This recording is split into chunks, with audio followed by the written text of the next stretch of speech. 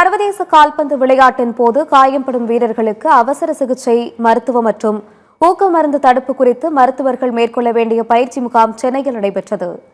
சென்னையில் ராமச்சந்திரா மருத்துவமனையில் ஆசிய கால்பந்து கூட்டமைப்பும் அனைத்து இந்திய கால்பந்து கூட்டமைப்பும் இணைந்து சர்வதேச கால்பந்து விளையாட்டின் போது காயம்படும் வீரர்களுக்கு அவசர சிகிச்சை மருத்துவம் மற்றும் ஊக்க மருந்து தடுப்பு குறித்து மருத்துவர்கள் மேற்கொள்ள வேண்டிய பயிற்சி முகாம் நடைபெற்றது.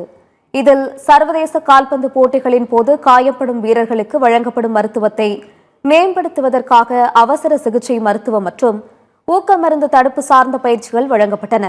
இந்த பயிற்சி வகுப்பில் இந்தியா மட்டுமின்றி பிலிப்பீன்ஸ், மலேசியா, ஆப்கானிஸ்தான், மாலத்தீவு, இலங்கை, ஈரான், உஸ்பெகிஸ்தான் உள்ளிட்ட ஆசிய கால்பந்து கூட்டமைப்பைச் சேர்ந்த 50க்கும் மேற்பட்ட நாடுகளின் விளையாட்டுத்துறை மருத்துவர்கள் மற்றும் இயன்முறை மருத்துவர்கள் பங்கேற்றனர்.